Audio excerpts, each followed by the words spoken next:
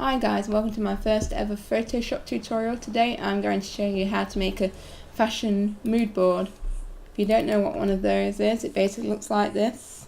Some people call it a fashion wish list, a fashion lust list. You can basically make one of these for shoes, homewares, makeup, anything you can find on a website where you can copy and paste the image, you can turn it into one of these. This is one I made the other day. I make all mine in Photoshop. I will be showing you how to do this in Photoshop CS6, but you can do it in any versions of Photoshop. If people out there use Canva, there will be another tutorial on how to do it in Canva, so do click through to my YouTube profile where you can find the video. This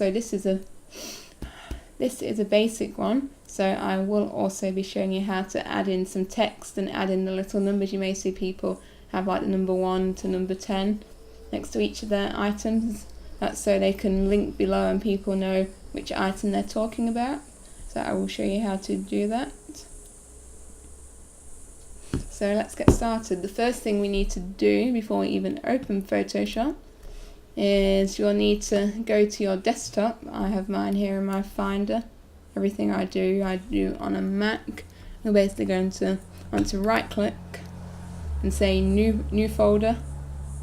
Then you'd create a new folder and you'd call it, say, I call mine list because that's what I call all my mood board type posts.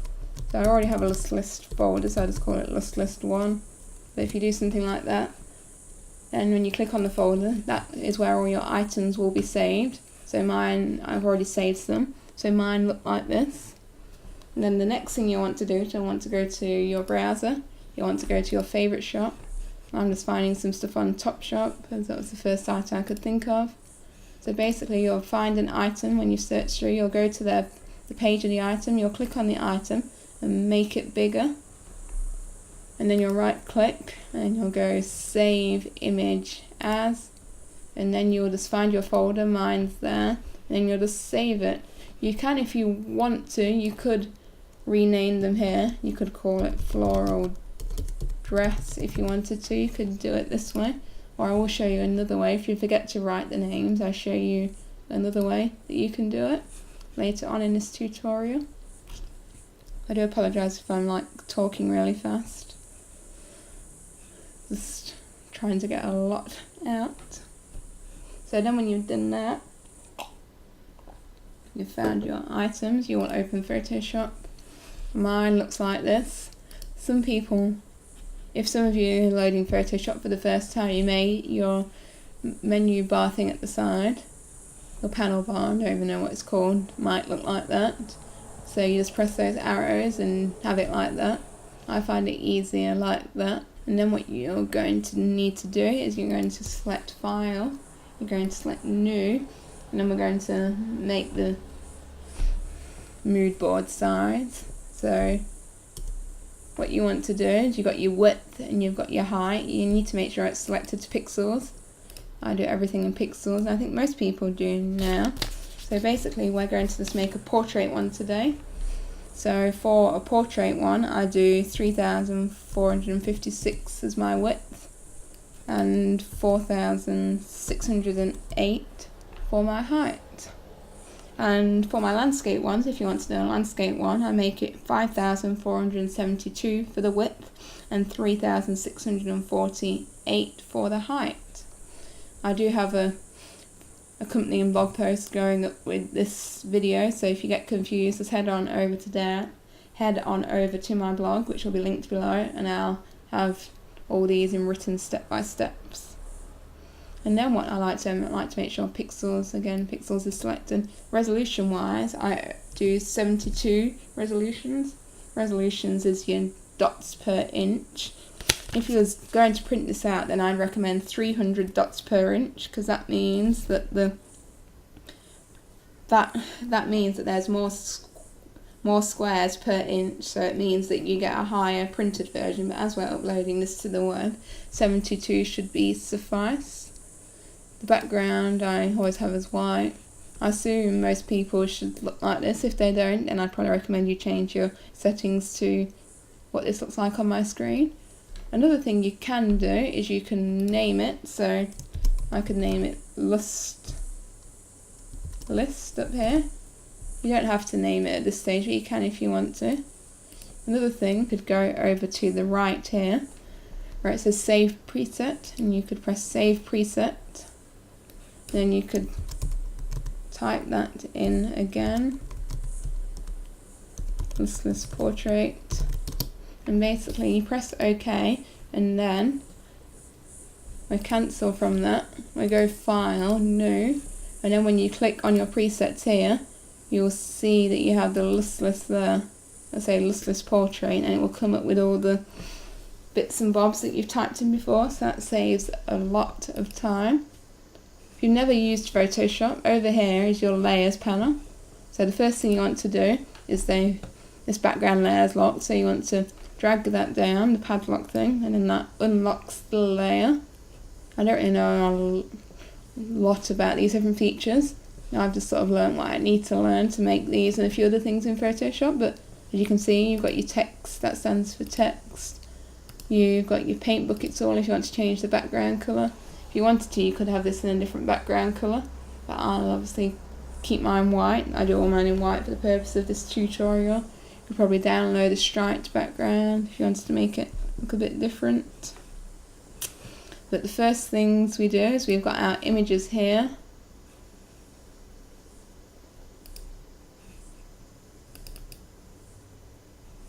Here we go, we've got our list images. And what we will do is we will start with the floral dress. So you're just going to get that from your folder and then just drag that into Photoshop. And then you will see on the right that it's come up in its own layer. So basically you've seen that.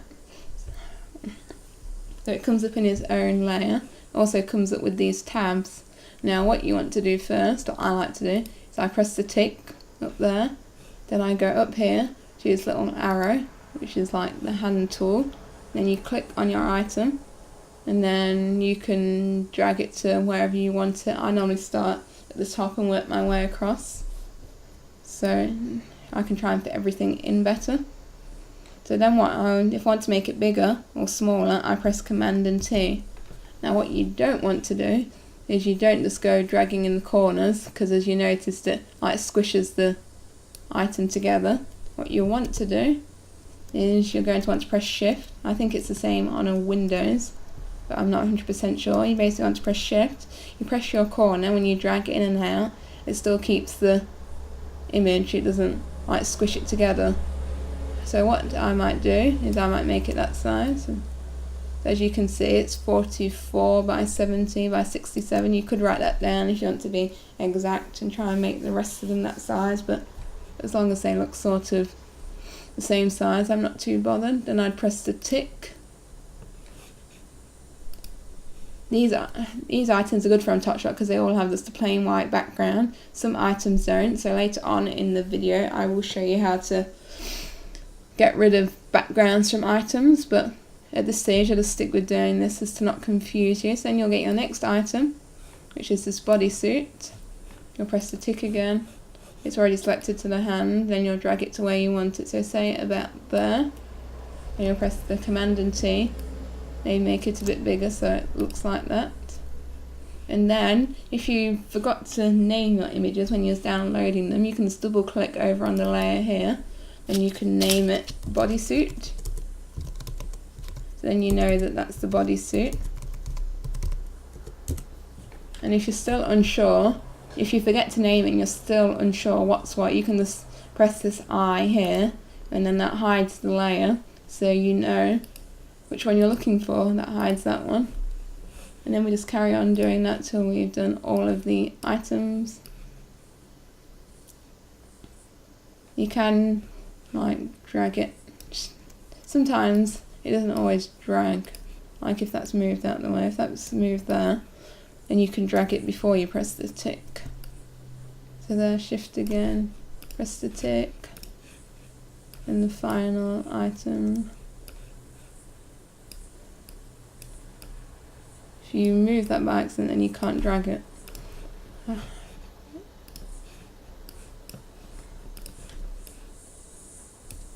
Then I press the tick, size that up. You can align them another way. If you have this thing about having everything aligned, you can select your layer. Say I want to do the skirt, this pink skirt. I can use left and right and up and down arrows to adjust. If you want to be even more picky, I wouldn't normally do this with these, but you can press command and then you've got your speech marks. Press command and speech marks, and then this grid comes up, and then if you choose to, you can align to the grid if you want to count the dots. There's probably an easier way to align, but I sit there and like count the dots in between. But I wouldn't really do this for this part. As long as they all look sort of even, then I'm not too bothered.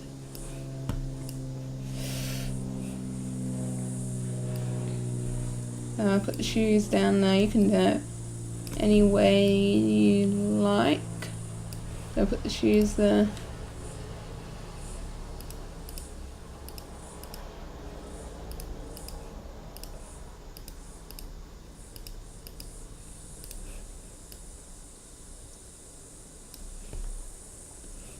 Maybe so when they in that pink skirt. I'm telling everyone to name them, then I forget to name them.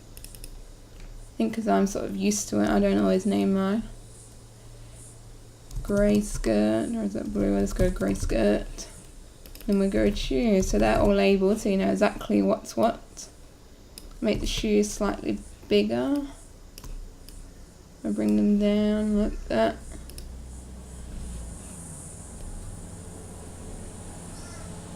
And then we'll probably move the bodysuit slightly over. There's the skirt. Move the skirt slightly over. Move the skirt to the...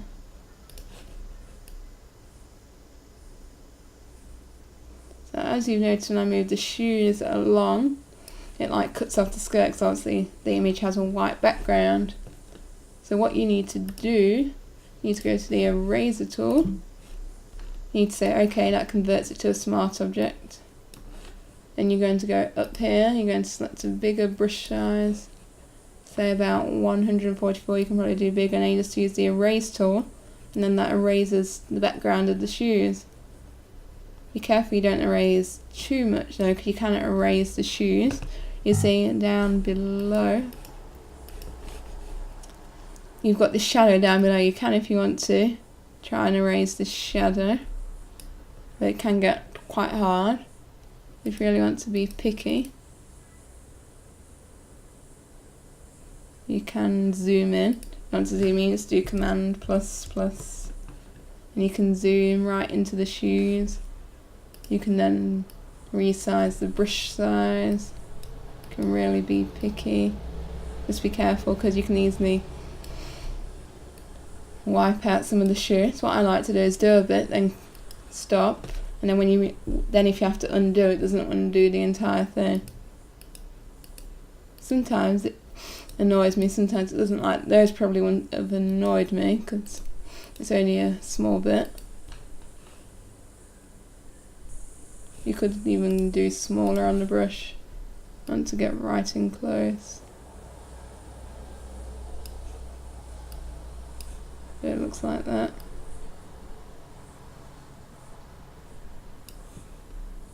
Don't wear the sleeve bit like that. Basically, you've got rid of the shadow. Depending on your size, you can't really see the if you've like wiped a bit out of the shoes or anything. I can tell that I've wiped a slight bit out, but most probably won't know. Then you can adjust it better then. So you can have it there. There's still a bit here. Make the brush a bit bigger again.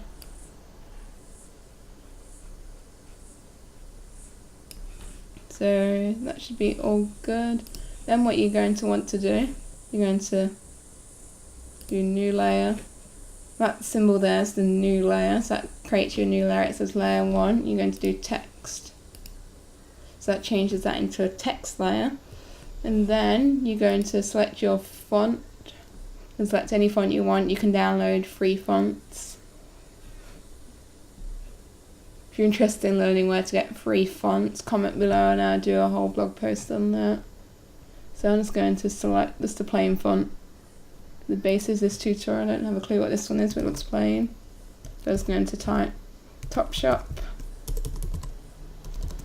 And then we're going to press the tick and the hand, and we're going to adjust it to where we want it. This is a point where you could press the command and the speech marks and align it to the grid if you had the time. But I probably won't do this. I won't do this for the tutorial because I'll be here all day watching me align something. Then you press the text tool again and you highlight it, and then what you can do is you can make it bigger. The set one's got to 72, which obviously isn't very big, so you just highlight there. You'd select what you want, so say 350, because they do theirs in PT. That's different to what you'd use in using Word. Word do their text differently, so 350 would look really big. But then align that, and you press T again. Maybe I'll find a different font. No, what is it? No, then you press new layer, then you press T again. Then when say list, do that in capitals as well.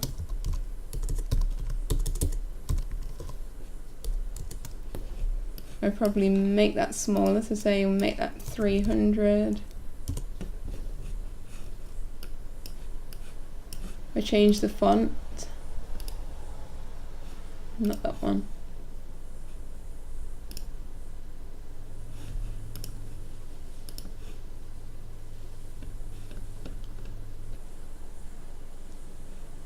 Do loose in the handwriting. There we go. So we've got that. We can drag that down to the. Another thing you can do if you don't want to change the text that way, you can do Command and T, and you can just transform the text like the shift and the click. Like that. And what we might do is we might move that over there.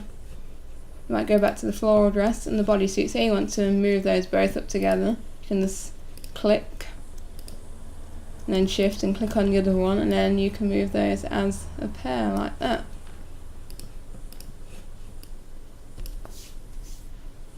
And then you can go to Topshop.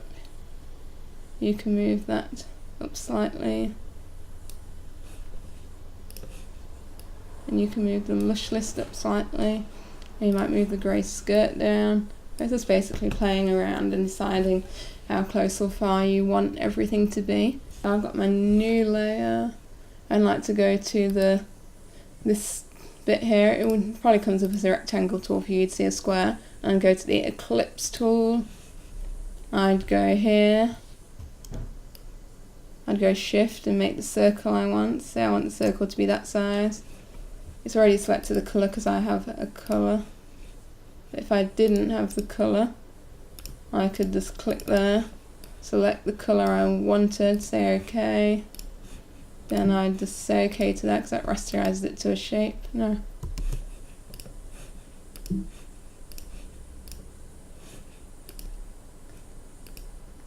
And then I've got that colour there. I'll probably go for more of a paler colour anyway for this tutorial. Probably go for like a bluey grey. We'll just go with this colour here. They don't really match, but it's just a tutorial. So then you've got that there. You then go new layer. You'd go text. I know I like to select a simple text. You can go different text. So I've got this like basic text. And then press the tick. And then do Command and T. And drag it down. Make it a bit smaller. And drag it down. And then you have your number there. So you align it to how you want. And if you want to move them together, you'd highlight the ellipse one, you'd press the shift, highlight the next one, and then you can move that anywhere around that you choose. So I'm just going to move mine there. And also with this you can do Command and T. You can make them both smaller like that. So I might keep mine that size. And maybe different. So there we are, keep them that size. You can place it anywhere. I'll place that one there. Then if you want to do that again, you just go right click and you say duplicate layer. Then you just say okay, you can name it. So I'd move that above the 1 and I'd say to the text number 1, I'd right click and say duplicate layer. I'd say okay, you can double click. And if you say that 2, you could call that number 2, and then what you do, you'd highlight those 2 again and you'd bring it across, and then that's duplicated that, and you click off those, press the text, you can highlight that and you can change that to a number 2. So then that would look like that, and you can say duplicate layers. So you just do the same again, you say duplicate the layer.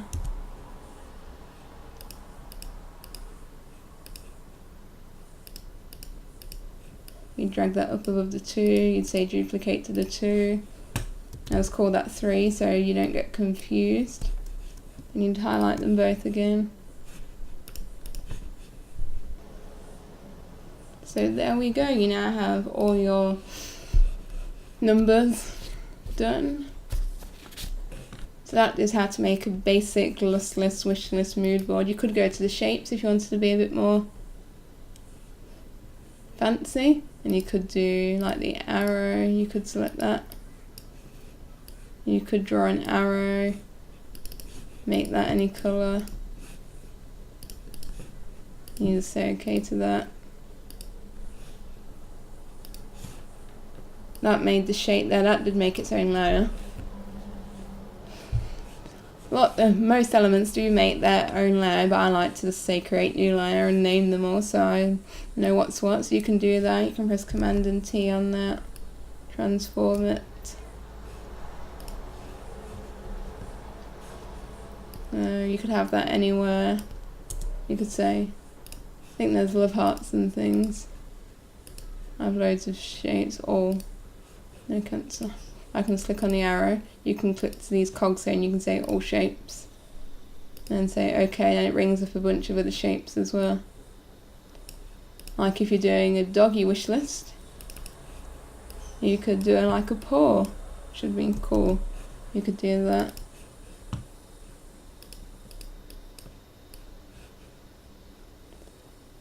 Find like a brown colour, and then you could change that into like a brown paw, which would be quite cool. Then you can just drag that any way you wanted. So that was the dog's something, like dog treats, you could have that, and then like the paw print at the side. There's all different bits and bobs you can do. You can download more shapes and elements off the internet. And that is the basis. So basically that is the basis of doing one. There may be other easier ways to do it, but I find this is the easiest way for me. You may know some different bits and bobs you can do. I'm no expert at Photoshop. I've been teaching myself since I was in school. So if there is an easy way of doing something, do feel free to comment down below because I'm always interested in learning. This is a real basic one. I would spend a lot more time doing this, but for the basis of this tutorial I try to make it as simple and as quick as possible.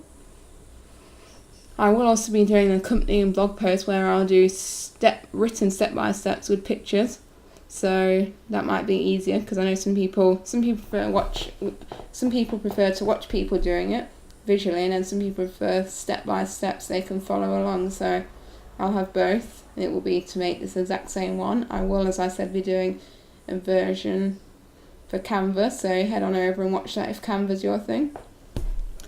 Imagine everything that I've done today will work in Photoshop Elements. I never used Photoshop Elements, but I imagine it's the same sort of principle. And that is basically it. So basically, to save it, what you're going to need to do is you're just going to go up to File, you're going to click Save As, and then you're just going to call it whatever you want to call it. I'll just call this Topshop Listless. You're going to have to make sure it's currently in PSD. If you save as PSD, then that means you can come back and re-edit it.